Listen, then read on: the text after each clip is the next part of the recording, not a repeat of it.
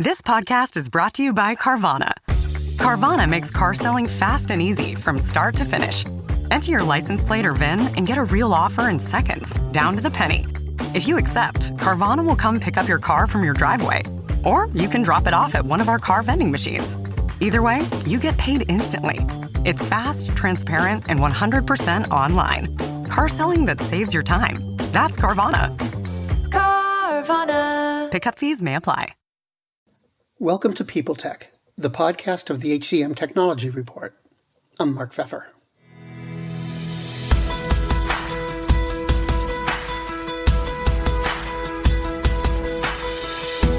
Today, my guest is Amanda Richardson. She's the CEO of CoderPad, an interview platform that allows candidates and managers to share and discuss their work. We're going to talk about the challenges involved with interviewing developers, how candidates react to new technology tools, and more on this edition of People Tech. Hi, Amanda. Thanks for being here. So tell me about CoderPad and how does it work? Yeah, CoderPad is a platform for interviewing and assessing developer talent. So one of the problems we've really found is that, as a HR professional or a recruiter or someone in talent acquisition, it's hard to know who a good dev is and a bad dev is based on their resume or their CV. And of course, for developers, it's equally hard to have a conversation about, how good you are, how well we will work together, what skills you have. So CoderPad started as a platform for doing live technical interviews where we could code together and solve problems together. From there, we added on the ability to do an asynchronous assessment piece so you can help refine the funnel and save developers time to make sure they're interviewing people that definitely have the technical skills, and then they can use a live interview to make sure that the person has code quality and works in the way that you would want them to work. And how does it do that? I mean, is it structured like a traditional whiteboard interview or something like that? Or have you got a new way? Yeah, we are anti-whiteboard. So it is actually an IDE, which is exactly how developers want to work and do work. So think of the traditional developer experience that you would see someone working in, and we've built in collaboration to that. So think Google Docs for devs, and you can work together on problems. So an interviewer can ask questions, can load questions into the console. The candidate can work on the question. You can work on them together. You can talk through how you would actually solve a problem. The interviewer can see you code, can see you work on problems. And it doesn't have to be just a, build from scratch type question, because that's often what, you would ask a developer, but isn't really what they do. And so we have like a fully integrated environment. So you can start with maybe a working website or a working app, and you can make changes to it. You can start with a code base and figure out how to debug it, or do some of the more, for lack of a better word, normal things you would do on the job, but often are missed in the interview process, which makes no sense. Now, the workforce is changing. I mean, we've all read these articles. It's getting younger. The younger employees and younger candidates want to do things more their way. How do they react to something like this? Yeah, I mean, we are used by the companies that probably have the younger workforce and the more technologically advanced. This is what they're expecting. I think for a more traditional company that is handing a developer a pen at a whiteboard or even sharing screen, it's at best antiquated and probably has a terribly low signal to actual performance for the candidate. Giving them a candidate tools where they're used to what they're working in, they're comfortable solving problems, is exactly how they want to work and expect to work. And it doesn't make any sense to ask a developer to work with a pen on a whiteboard. It'd be like hiring an email marketer and saying, here's a piece of paper and a pencil, go write an email campaign. Like, it just doesn't make any sense. It doesn't even align with the job. Right. I'm wondering also with the workforce and candidates and all of the dynamics in the tech workforce, there's a fair number of tools out there that do something at least similar. They're in the same church, let's say. Are you finding that the competition has been growing in your space over the last few years? I think imitation is the highest form of flattery, and that's what I mean by people are starting to expect this. This is exactly where the market's going. We're proud to have been first, and I think we're also proud to be the highest performant one, right? I think things that are hard to replicate come down to ease of use, reliability, performance, speed, scalability.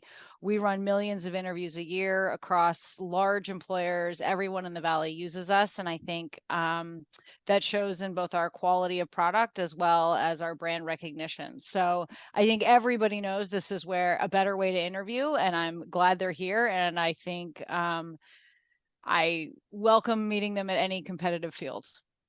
Welcome to Don't Retire, Graduate, the podcast that asks you what you want to be when you grow up so you can graduate into retirement with a purpose and a passion, whether you're 25, 85, or any age in between.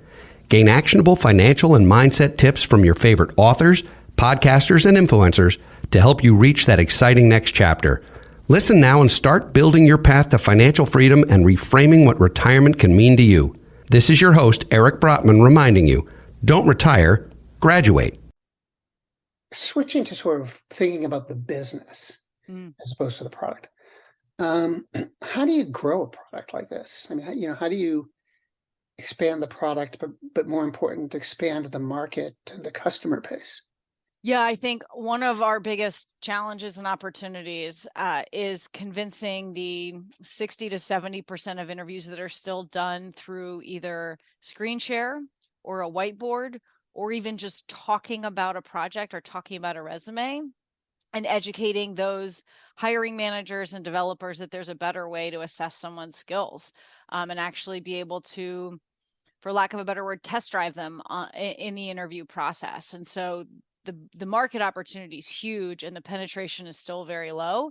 Beyond that, there are also a lot of use cases we're seeing that aren't just pure development roles. So we have a number of our customers who use us for data analytics, marketing analytics, sometimes finance roles or different parts of the organization, which may have a more technical data or technical developer component to it, but are really used for understanding how someone works, how someone thinks through the problem, and how technically proficient they are. I want to switch gears for a minute and ask not about CoderPad so much, but just like the whole working world in tech right now.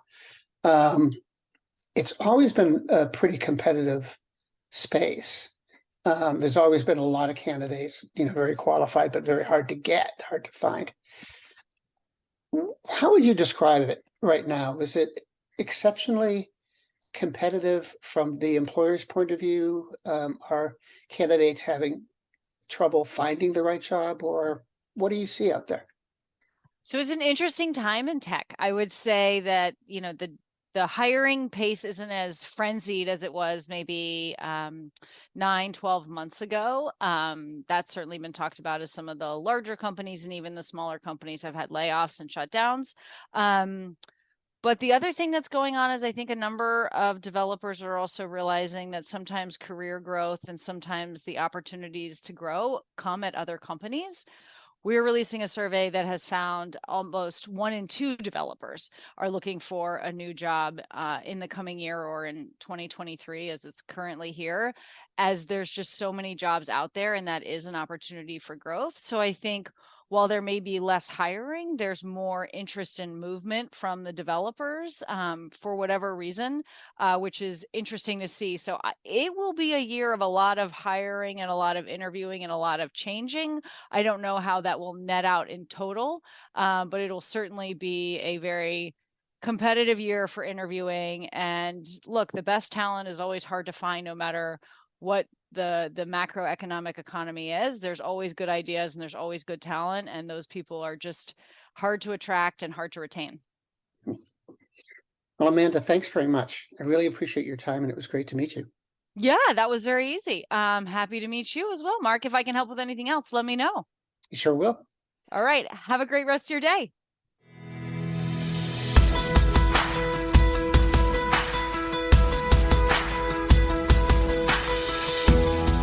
My guest today has been CoderPad CEO Amanda Richardson, and this has been People Tech, the podcast of the HCM Technology Report. We're a publication of Recruiting Daily. We're also a part of Evergreen Podcasts. To see all of their programs, visit www.evergreenpodcasts.com. And to keep up with HR technology, visit the HCM Technology Report every day. We're the most trusted source of news in the HR tech industry. Find us at www.hcmtechnologyreport.com. I'm Mark Pfeffer.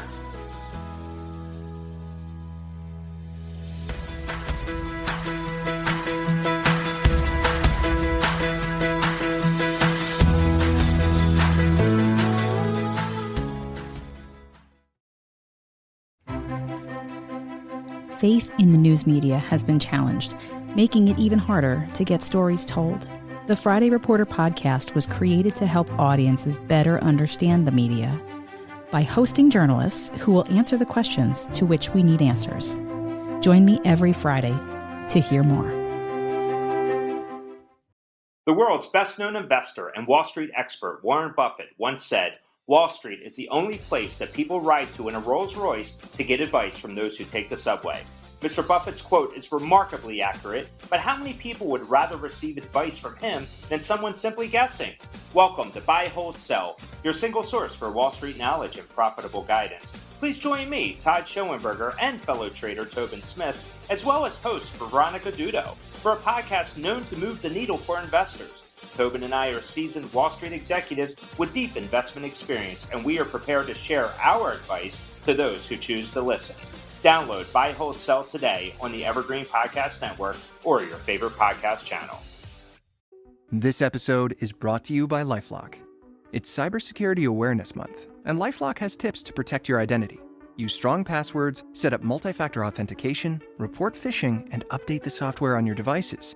And for comprehensive identity protection, let LifeLock alert you to suspicious uses of your personal information. LifeLock also fixes identity theft, guaranteed or your money back. Stay smart, safe, and protected with a 30-day free trial at LifeLock.com/podcast. Terms apply.